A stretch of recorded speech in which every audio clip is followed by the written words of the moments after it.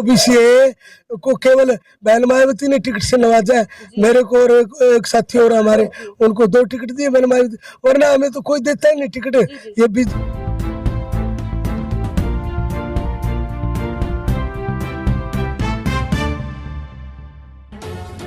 नमस्कार दर्शकों, फिलहाल स्वागत आज एक ऐसे प्रत्याशी के पास में दर्शकों पहुंची हूँ। अगर जिसके चर्चा की बात करूँ पूरे हरियाणा में, अगर उनके परिवार की बात करूँ, इतने गरीब परिवार से होते हुए भी 40 वर्ष एक ही पार्टी को दिए हैं और आज सारे बच्चों की जुबान पर है।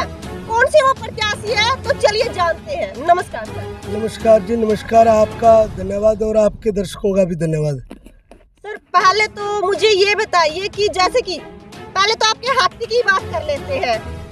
आपका हाथी मुझे ये बता दीजिए कितना दौड़ेगा, ये बता दीजिए किसको टक्कर दे पाएगा। टक्कर में मान रहे हो, पहले आप ये बताइए। देखिए, हाथी है मेरा नहीं, हाथी जनता का है और जनता मेरे साथ है। इन्होंने जनता ने आपको चुना है।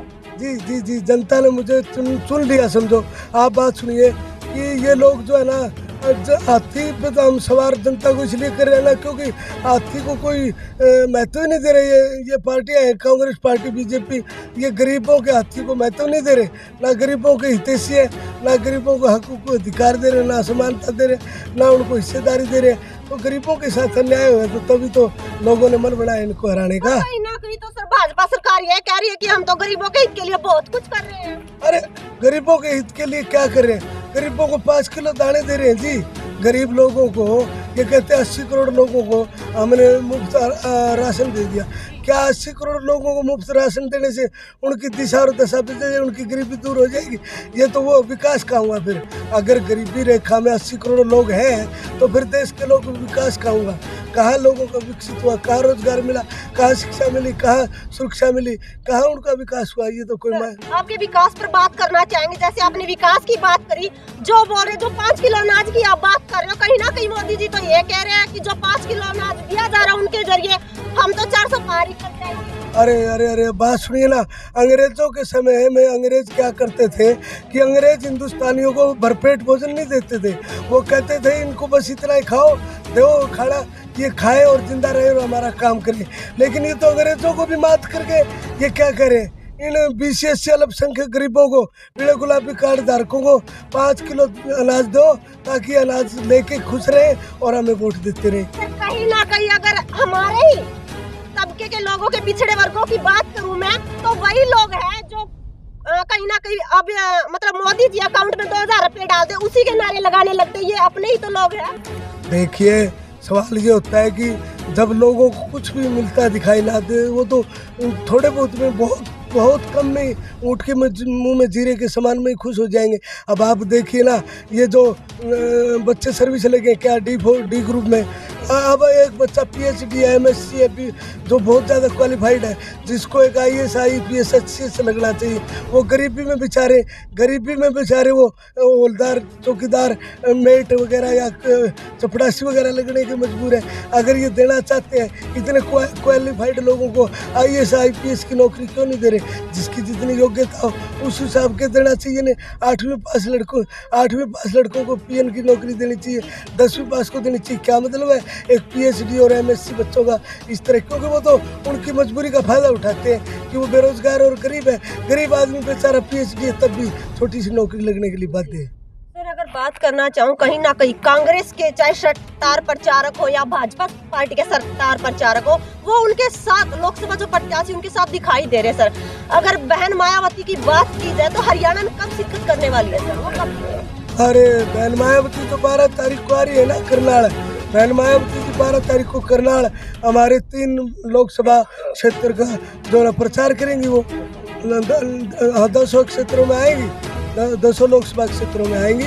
लेकिन फिलहाल करनाल 3 लोकसभा क्षेत्रों के लिए आ रही है।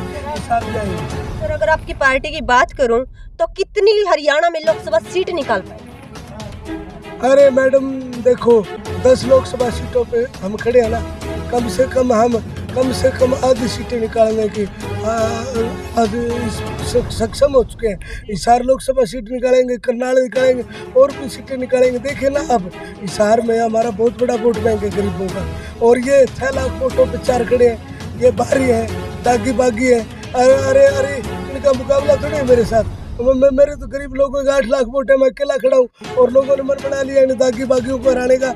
और ये लोग जो ना तो भारतीय जनता पार्टी को अपने नेताओं पर अपने कार्यकर्ताओं पर विश्वास ही नहीं है। उनके 7 कैंडिडेट 10 में से दूसरी पार्टियों से भाग के उनको टिकट दिए।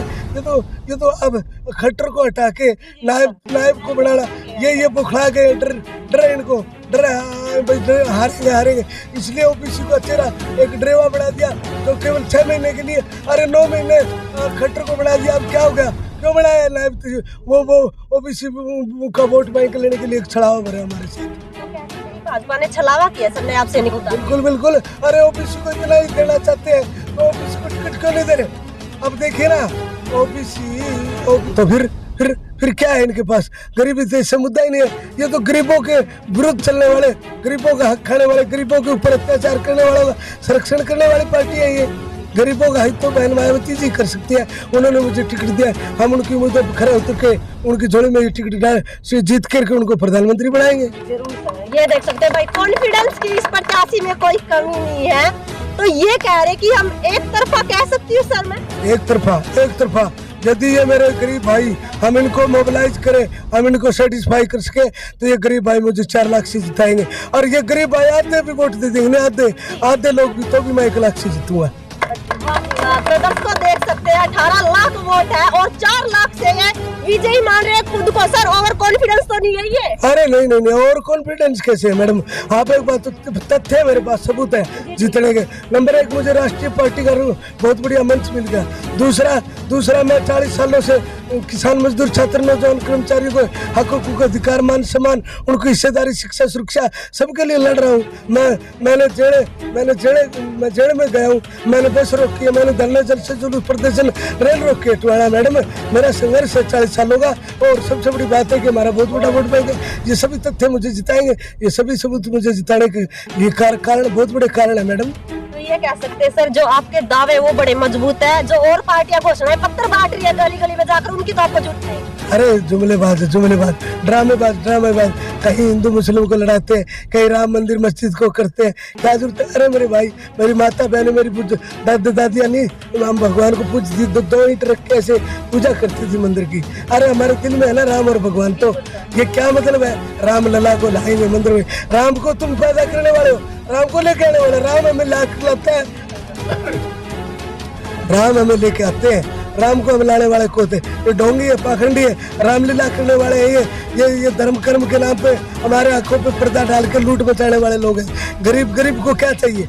गरीब को रोजी रोटी चाहिए, उसको भूख मिटाने। अरे वो कबीरदास ने कहा नहीं, भूखे भजन न होए गोपाला, भगवान को कहते हैं भगवान भूखे भजन ना होए गोपाला, पकड़ो अपनी कंठी माला। अरे हमें पहले भूख मिटाने की जरूरत है, भगवान तो हमारे दिल में, बाद में हम जब जान ही बचेगी तभी भगवान को याद करेंगे, तो हमें पहले जान बचाने की आवश्यकता है। बिल्कुल, ये बिल्कुल सही उदाहरण दिया देशराज जी ने। इन्होंने कहा पहले हम बचेंगे तभी तो भगवान की पूजा कर पाएंगे, ये बात सही है। मोदी जी को सीधा टारगेट कर दिया भाजपा सरकार को इन्होंने। और अंकल हमारे साथ, उनसे बातचीत करना चाहेंगे। नमस्कार अंकल। नमस्कार जी। सर आपका जो प्रचार प्रसार है किस तरीके से चल रहा है? प्रचार प्रसार हमारा बहुत बढ़िया चल रहा है जी।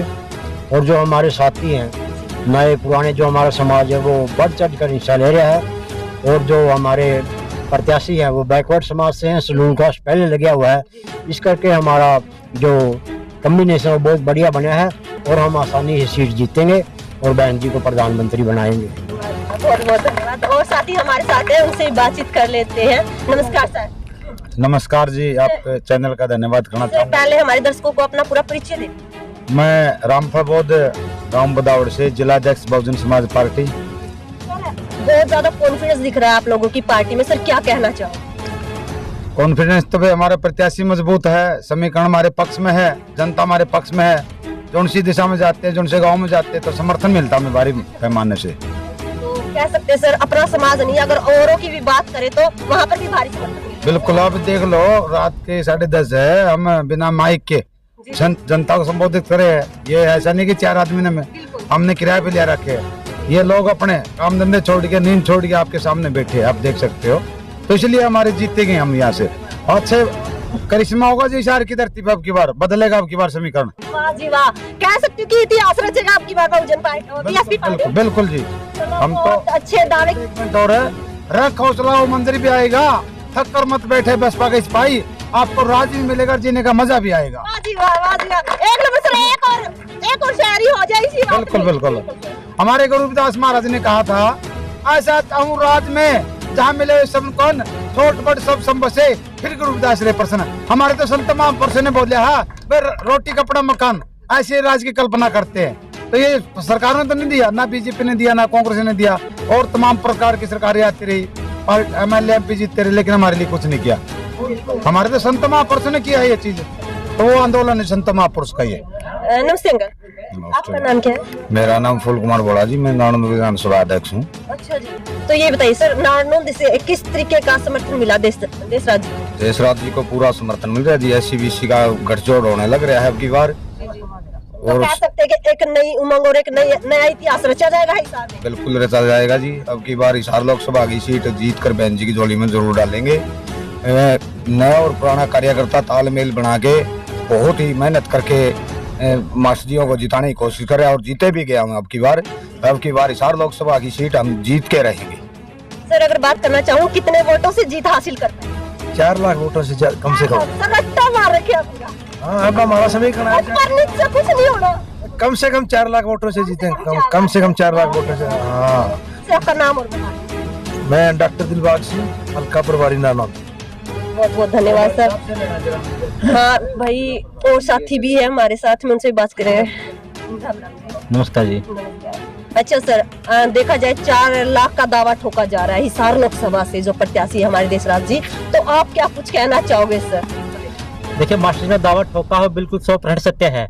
हम पूर्ण बहुमत से 4 लाख से कन्फर्म जीतेंगे। दुनिया की ये कोई ताकत है मेरे को कह सकते हैं कि जो हमारे समाज में अब की बार जो एकता बुलंद हो चुकी है। बिल्कुल जी, बिल्कुल सर्व समाज बिल्कुल मास्टरों के साथ है। और जो वर्तमान के जो 4 प्रत्याशी है, वो चारों प्रत्याशी यहाँ से बाहर के हैं। उनका हिसार लोकसभा के अंदर वोट भी नहीं है, एक परिवार से चल करके आए हैं। हमारे मास्टर जी ने 40 साल इस लोकसभा के अंदर सर्व समाज के लिए संघर्ष किया है, और मास्टर जी ने सर्विस करते हुए भी समाज के अंदर समाज की आवाज उठाई है।